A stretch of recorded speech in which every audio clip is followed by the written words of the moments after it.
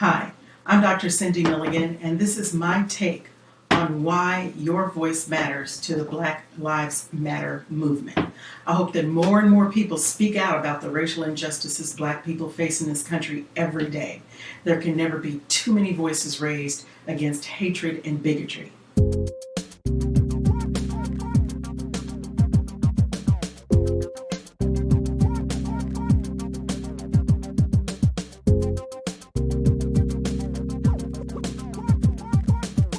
As a vocal coach and artist, this is based on both my spiritual perspective and academic understanding of how the human voice works anatomically and physiologically.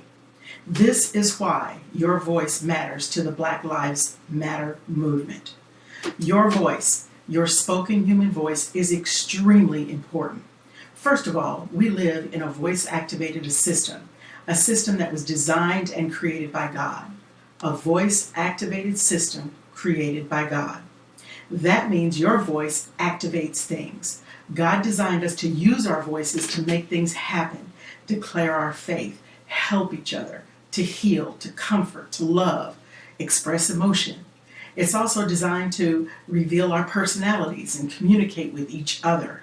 Keywords, each other. That is a human-to-human connection. We were created to use our voices to speak. In this voice-activated system, your voice has creative power. Saying something, using your voice has the ability to change things. And I'm not just using this as a metaphor. I'm talking about you're using your voice to speak out loud, speaking out. The Word of God says that we were created in the image and likeness of God. God created the worlds with His power and spoke things into existence. He said, "Light be," and it was. The earth, the sun, moon, stars, birds, animals, life in the sea, and human beings. All things were created by Him. He spoke and it happened. Now here's why your voices matter. The sound of your voices, saying things out loud, the words we speak need to be heard. They need to be heard by others. And we, who are doing the speaking, need to hear our own voices, our own words. You believe yourself more than you believe anyone else. And the creative power embedded in your voice puts things into the atmosphere, puts things into motion, changes things, creates things, changes hearts, changes minds. Using your voice, speaking out, and saying something really matters. It makes a difference. Now those differences, those changes can be positive or negative. Nonetheless, because we live in and exist in this voice-activated system, all that God created responds to our voices. All of creation responds to voices. Think about it. You say something to someone, you get a reaction. Now, sometimes people don't want you to know that there is a reaction, but there's a reaction regardless. Now, fortunately, today, people all over the world are raising their voices online. They're taking to the streets using social media. It is the sound of the spoken human voice that carries God-infused power. Now, within this voice-activated system, some thieves have shown up, stealing voices they have no right to take. Voices of Black people have been stolen for years. Now, when someone purposely talks over you or purposely interrupts to prevent you from saying what you need to say, or more importantly, uses fear to stop you from speaking out, then they're stealing your voice. And personally, that enrages me. You don't get to steal my voice. You don't have that right. And that is what systemic racism has done. Stolen voices. They have silenced the voices of Black people for years. But you want to know the law of God's voice-activated system? You want to know what that says? Yeah, there are laws in this system. You know what God says about thievery and stolen property? In Proverbs 6:31, it says, if he is caught, that's the thief, he must pay back 7 times what he stole, even if he has to sell everything in his house. You know what that translates to now? Well, since our voices have been stolen, we get to say and use our voices 7 times as much, 7 times what we would have originally spoken without interference. That's God's voice-activated system. Now, some things just need to be spoken in order to be changed. We now get to speak out for all those slaves who didn't have a voice, those who have had their heads cracked, those who have gone before us, those who could not speak. Can you imagine how they must be cheering us on? For too long, Black people have bitten our tongues and not spoken up for fear that we would cause trouble, be in trouble, end up in trouble, or offend some white person. Don't say anything. Keep the peace. I've heard that all my life. Did we have any peace? Was there any peace to keep? Have we ever had any peace? Do we have peace now? Did biting our tongues produce peace? No, absolutely not. It actually created more turmoil and caused pain. And that too is contrary to God's voice activated system, where the law is peace. God created us for peace, yet we've bitten our tongues for years and lived in peaceless silence. Think about that. Peaceless silence. Now, all those voices, all those stolen voices that have been silenced for hundreds of years are speaking out. And more voices need to speak. And it's not that you have to speak necessarily to a specific person, although you can, and that's good. Speak the words that need to be spoken. Let the words come out of your heart so that the thing that you have silenced for so long is out. Do not let your voices be silent any longer. Speak out. Give voice to all the pain and the hurt that you've held in for so long. Let your voices be heard. Now here's another reason why your voice matters and raising it is so important. Speaking out, using your voice, putting sound out into the atmosphere in an audible form that can be heard releases pressure. There's been so much pressure on us as a people for such a long time. Pressure that's been passed down from generation to generation to generation. We've been living with it so long that we've just become accustomed to it. We've just come to live with it. It's always been there, though, just under the surface, building and building and building. Some things just need to be said. They need to be spoken. They need to be heard. They need to be released into the atmosphere. They need to release pressure. They need to take a tangible form and move things and change things and do what they were destined to do. In Isaiah 55:11, God's word says, "So shall my word be that goes forth from my mouth. It shall not return unto me void, but it shall accomplish what I please, and it shall prosper in the thing for which I sent it." If we were created in the image and likeness of God, that means we too can send our words forth, and they too will accomplish what they were meant to accomplish. And sometimes we don't know all the things that our words were meant to accomplish. Most of the time, we don't know what they were designed to do. We don't know the power inherent in the words we speak.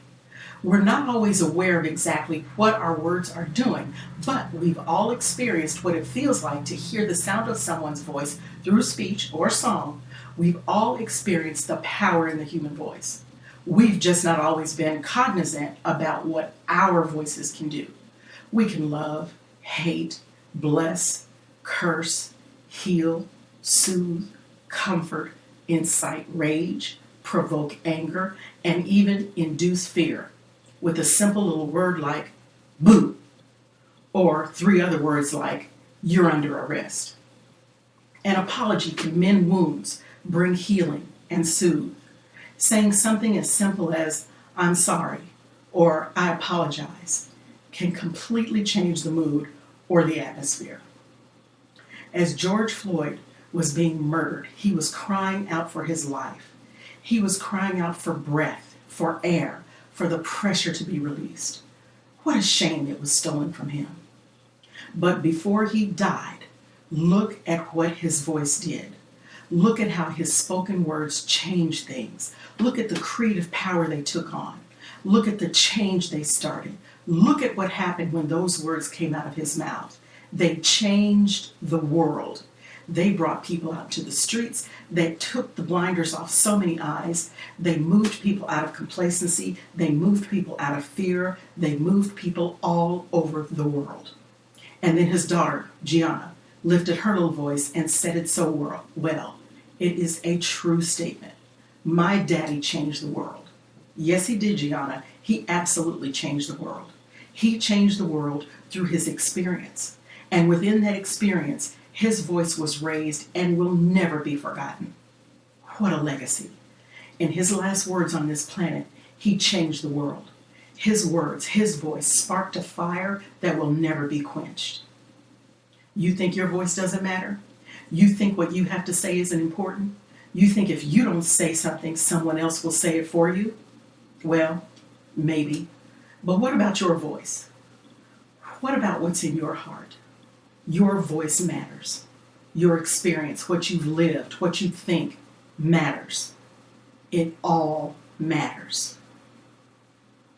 What if George Floyd's voice was never heard? What if he had not spoken those words while a knee was forcing the very life out of him? What if he had not said anything? Well, first of all, I don't think he could have not said anything. I don't think he could have done that. As difficult as it was for him to breathe, much less speak, he physically could not have not spoken out. Human nature fights for life. He was trying to stay alive with all that he could muster in those final moments that we've all seen, with 3 grown men and their full body weight pressing down on him, squeezing the life out of him, squeezing the air out of his body. He used all the breath he had left in his lungs to ask for more air, pleading for the chance to take another breath, using his voice, begging for the chance to breathe. What a shame. But what if we weren't able to hear him? What if that video did not record his voice? What if there was no sound? What if we weren't able to hear his voice and what he said? What if his voice had not pierced our hearts? What if his voice was not put out into the atmosphere for all the world to hear? What if he hadn't used his last breath to voice his despair, his anguish, his pain, his fear? What if we had not heard George Floyd? I don't know. I really don't know. You know, there are sometimes you just can't hold it in any longer. You just can't bite your tongue for another second. And there are times when you shouldn't have to bite your tongue. That was where George Floyd was. He had to say what he said. He had to speak out. And now we're at a point where we have to speak out. We have to use our voices. Now back to God's voice-activated system. In Luke 6:45, the Word of God says, "A good man out of the good treasure of his heart brings forth good, and an evil man out of the evil treasure of his heart brings forth evil. For out of the abundance of the heart his mouth speaks." Now because of this, which is another law in God's voice-activated system, we can clearly see where a lot of people stand.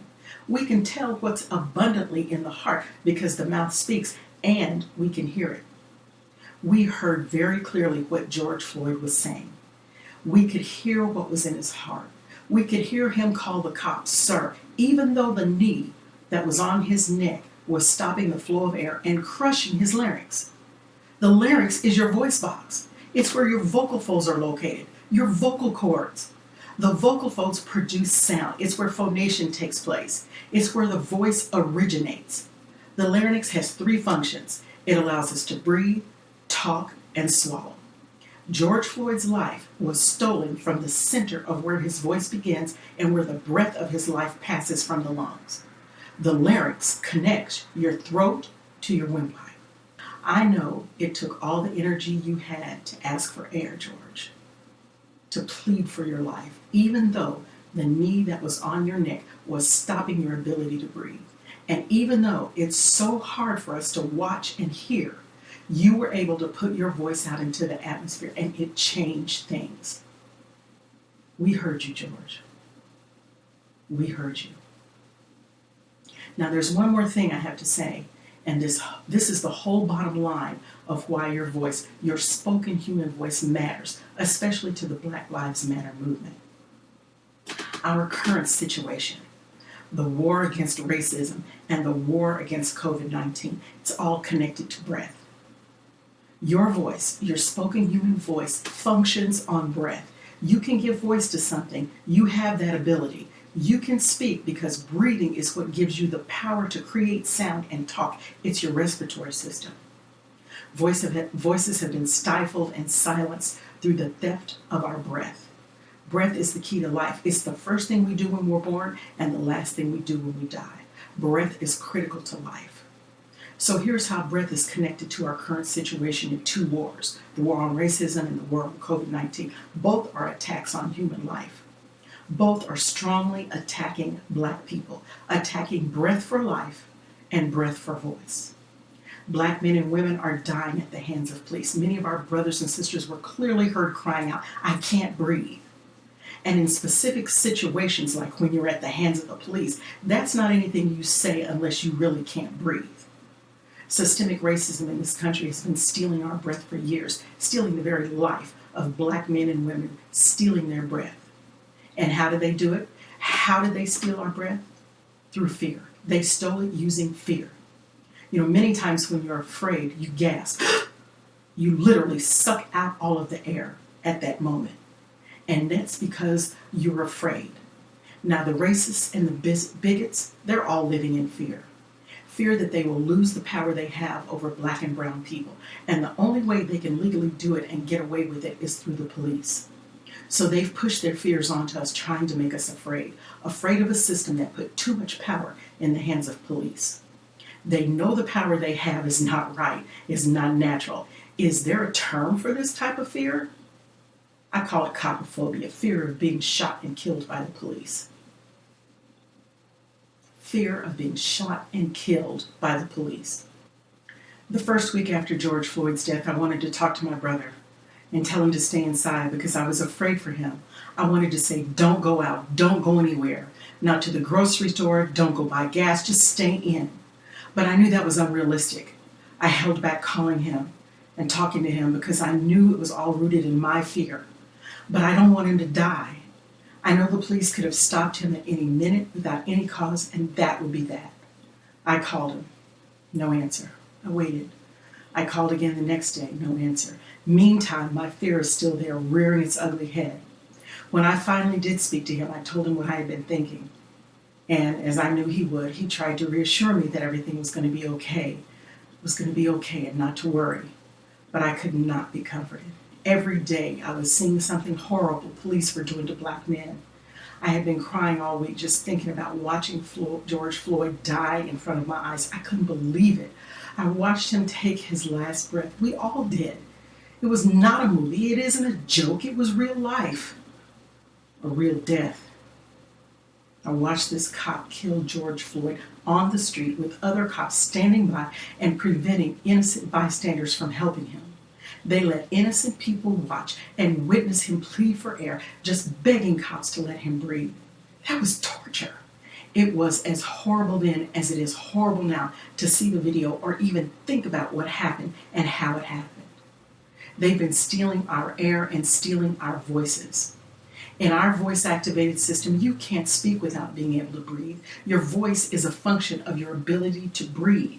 Inhalation and exhalation, that's your respiratory system. You inhale, take breath in, and then you speak on the exhale. Your voice and your ability to breathe should not be stolen any longer. Now more than ever, withholding your voice and not saying what you need to say can be detrimental to your health. It can cause you to become weak or even ill. You've heard the term, "I've got to get this off my chest." Yes, you do. The suppression of speech, even through voting, and I live in the state of Georgia, is very unhealthy. That's another topic. It can have a negative impact on your physical, emotional, and spiritual self. And in some cases, if the police are around, it can even cause death. It can even cause death. The war against racism has already begun and will continue to be fueled with us using our voices to attack these issues head on, giving life to the necessary changes that must take place. Many voices will need to be heard. Many words will need to be spoken.